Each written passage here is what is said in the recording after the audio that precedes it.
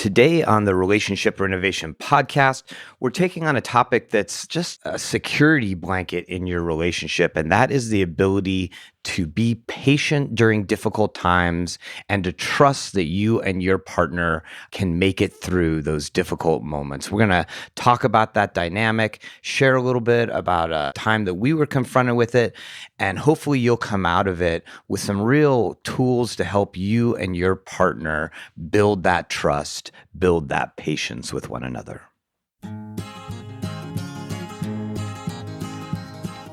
Hello, all, and welcome to the Relationship Renovation podcast. I'm Tarah Kerwin. And my name is EJ Kerwin. And, we're just going to kind of dive right into a topic today that, just like last week's episode, where it sort of came out of a personal experience, something that we were going through, I think this is something as well that was generated between the two of us. You okay, Tarah, just jumping on in? Yes. I feel like I have an idea of what you're going to talk about, but I'm not exactly sure. All right. Well, here we go. Well, I think I'm ready. If I cry, I'm sorry. I think that the overall topic is somewhere between patience and trust. And not necessarily like sort of the trust that we think of as far as like, oh, I trust you around fidelity, or I trust you will do something or whatever, but more patience and trust within the relationship. So where I got the idea from this is that, we talk about transitions, that transitions are an incredibly important thing to be aware of in relationship. Mm-hmm. And the more you go through them, the more you prepare for them, the more you talk about them, hopefully the more gracefully you get through them. And we had another transition in the last week where we came back from Maine. We always do it sort of staggered where Tarah comes back 1 week with the kids, and then about a week and a half, 2 weeks later, I come back. And we had just like a really amazing summer, right? In a lot of ways. I mean, there were difficulties, but we had an amazing summer. It was definitely a summer of like a roller coaster of emotions, but with our connection, it was really good. Yeah. Yeah. It was just like super nice and sweet, and we had a lot of fun together. Mm-hmm. And the patience, I think, for me, and the trust was, we came back, and that transition, we had talked about it. We were like, okay, how do we use our plan, predict, prepare for it? And we kind of did that, and it was still super bumpy. And what that also did for me was we went from this like really connected summer to like, there was this stark difference of feeling like sort of disconnected and maybe less like light. And I want to say this too, because a lot of couples that we work with come in and say this is exactly what happens after they're on vacation. They're connected, they are light, they're having fun together, right? When we go to Maine, my responsibilities lessen by like 95%. And then when they come back, it's like, here we are in this life, and there's certain triggers, and there's just certain things that you're just doing over and over again, and you just like lose that connection. So I'm just kind of relating this to also other couples that we work with, because that's what it felt like. We were on this like 7-week sort of vacation. I mean, like, you're working a lot, but I'm not. I'm only working 1 day a week. And then we come back and it's like, oh, the kids are at school. I've got my routine going. I've got everything going. And then you come back and yeah, I mean, it led to like multiple difficult conversations within that first few days. But thankfully, we know how to get through them to come out on the other side. Again, a lot of couples don't have those skills, which is why we bring our experience and our knowledge and our skills to this podcast and to our center here in Tucson. Yeah. And so the patience and the trust that I kind of want to talk about and hear what you have to say about this as well, Tarah, is like, when we go through either short or long term disturbances in our relationship, it's like, how important is it? And how do we individually and as a couple connect with patience first? Like, okay, I can deal with this. Like, okay, this isn't maybe what I prefer, or this doesn't feel like I wanted to.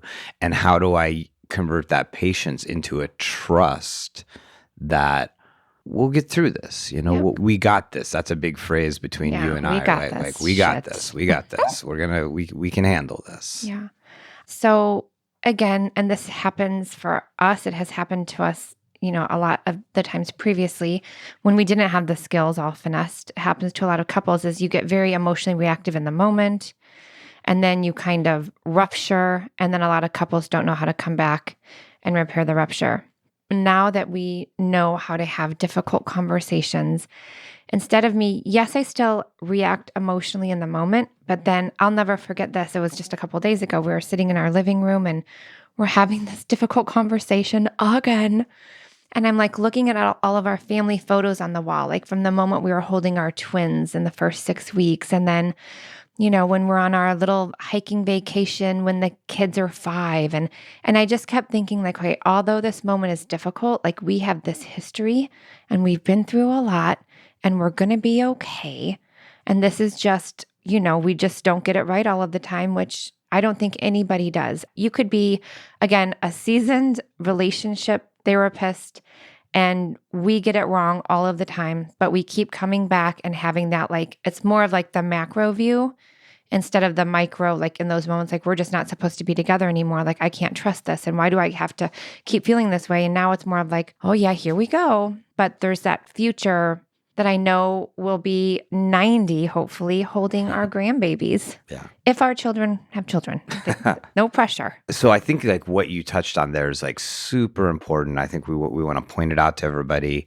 And then I want you to maybe help me like talk about the more clinical side of this, right?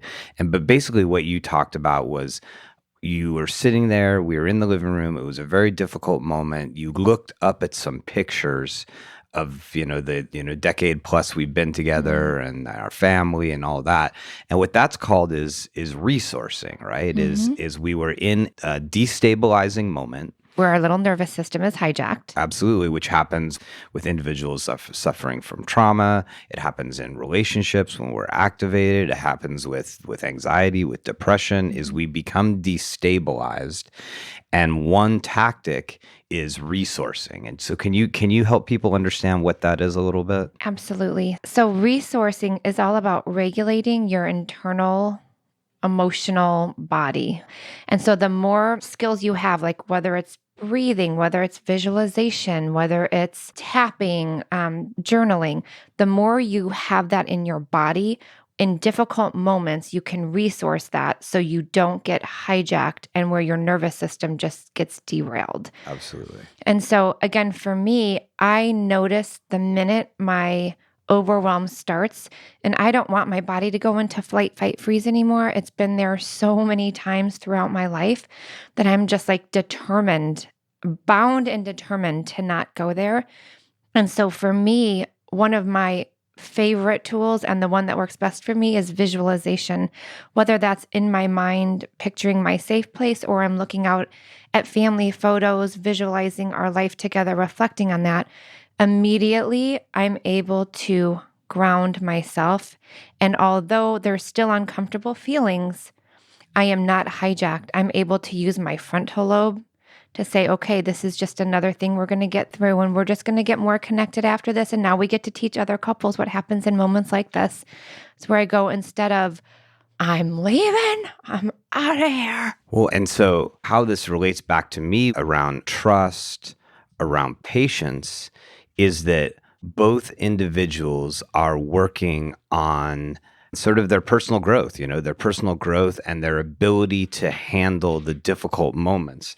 And as long as there is a trust between the two individuals that like, hey, this is tough, or this is a really difficult transition, or wow, you're going through something very hard, or wow, we don't really know how to deal with this change of job or this financial struggle or something that's going on with our kids.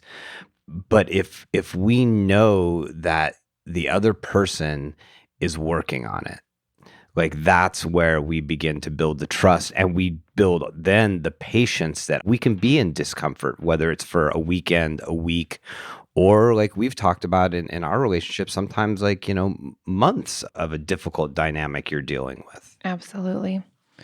And one thing I want to say too is this is so important because, again, right, EJ and I live our relationship to always be better, and we use skills to constantly see what's working or not working.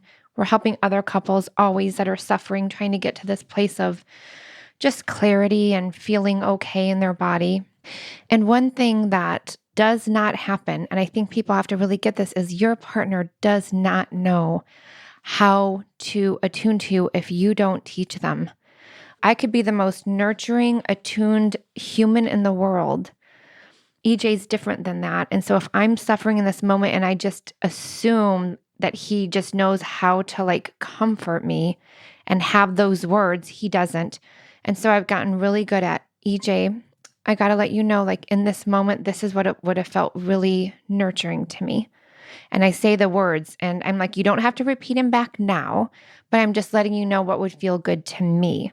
And I think so many couples don't do that because they just assume that the other person knows, and it's just not true. And EJ will still get it wrong, but hopefully he'll have in the back of his mind, like, oh yeah, like Tarah said, in moments like this, instead of saying this, actually this feels better.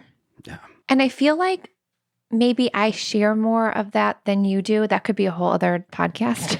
Yeah. Like I'm a better teacher. And then it kind of reminds me of like, again, not going into gender stereotypes, but like, you know, that stereotype of like, oh, men just don't ask for directions because they're just going to figure out themselves. You know, I think of that like, oh, I'm not going to tell her how she can soothe me.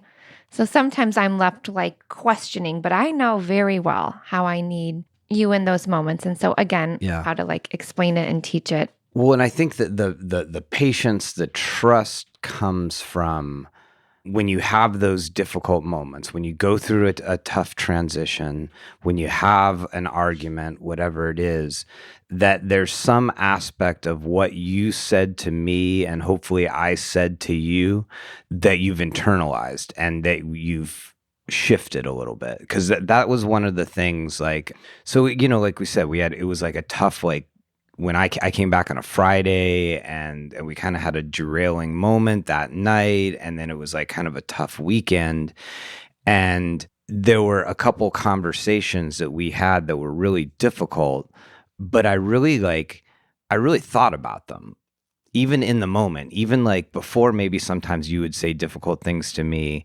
and it would take me like days to sort of like get through my own reactivity, get through maybe the way it was delivered.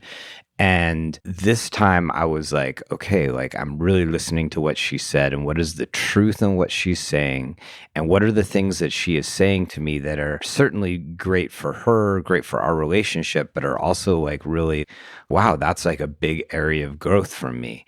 And when I think it was like the third or fourth like sort of difficult moment in these chains of difficult moments where, I mean, you were pretty activated and I came back to you and I told you about a way I internalized how I like accepted something that you had said to me the afternoon before by the pool. And I was like, I mean, as you said that, even though it was really difficult, I really accepted the truth of that. And that's like so important, is like, I know I crave that from you sometimes, is sometimes you saying like, yeah, like that thing that you told me that maybe was difficult to hear, there was some truth there, and I'm willing to shift a little bit. I'm willing to say it in a different way, or I'm willing to, you know, to just make a change. That we build trust, we build patience when we know our partner is doing their own work. Yeah. And I want those opportunities even more so, where you come to me and share that so that I can be like, thank you. Like I totally get that and I'm going to work on that. Yeah.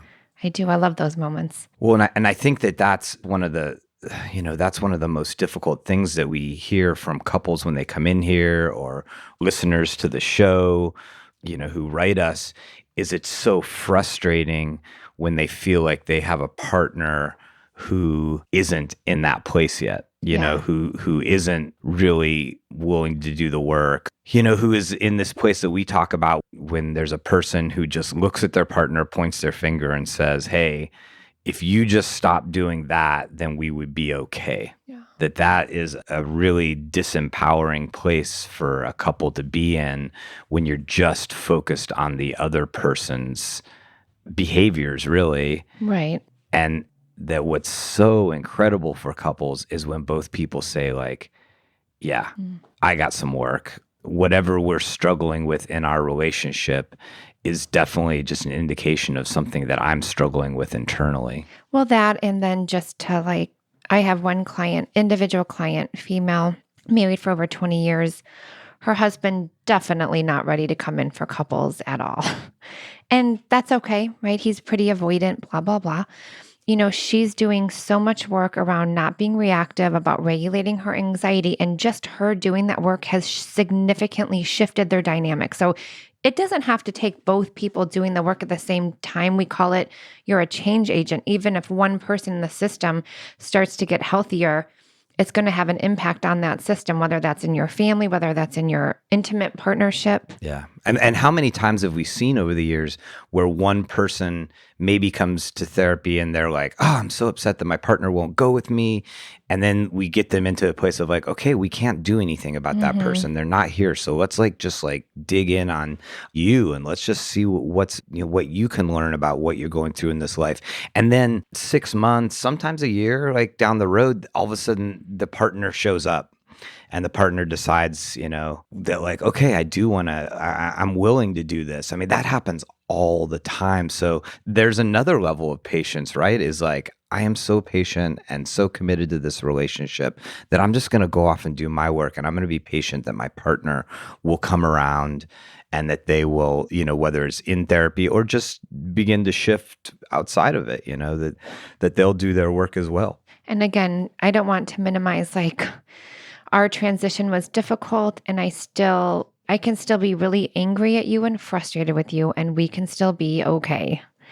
And that is important. So it's about, again, working on those skills of patience, compassion, resourcing, feelings in your body that are going to help you ground instead of take off to the races in moments of discomfort with our partner, because we're going to have many.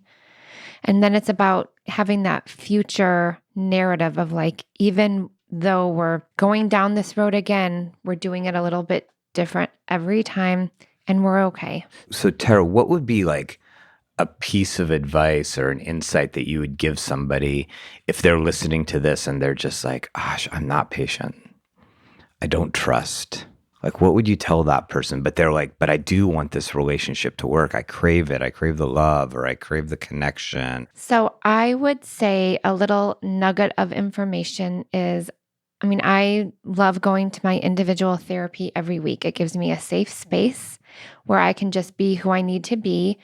And I get the opportunity to discuss, process anything and everything that I want to, I always leave my therapy sessions feeling like I know myself better and I know myself more. So I guess my little piece of advice would be, get to know yourself more. Why is this impatience here? Why do I feel like I have to control everything? Why do I feel out of control when certain things aren't happening in this way?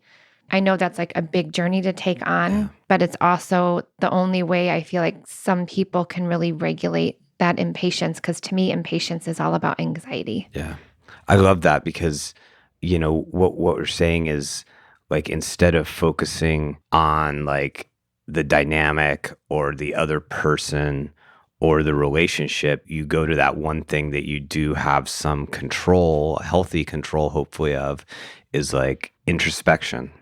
Like, wow, like what's going on? Like, why am I in this level of discomfort? Why do I feel this level of despair? I mean, for me, another big thing is just like, and it sort of goes off of what you were saying about looking inward, is coming back to a personal belief and hopefully a relational belief that I can handle this, that we can handle this. And bringing it back to couples, which is what we talk about, is finding a way to, even in a moment or a weekend or a month, to be able to look at each other. And we kind of did this a couple of times, even though it was difficult, of like, okay, we can handle this. Like, and maybe we don't have the solution today, and maybe we're not going to change and get right back on track today or tomorrow, but we can handle this. And I really think on some level, it's important that both of us connect that I can handle this. I think that that's where it comes down to. Right. I think that's full circle of trust. We started at the beginning, whether that's internal trust on an individual level and then trust for the relationship. Yeah. I know that I just feel very grateful that although we had a difficult transition, that we're able to have the difficult conversations, have the ability to be able to be okay and reconnect and continue to build trust, because I don't think it's ever completely built, but we continue to build it after every negative experience. And that's what couples need to hear. You can't build trust if you're not able to have these experiences and get through them. So that's the beauty part of it. Yeah.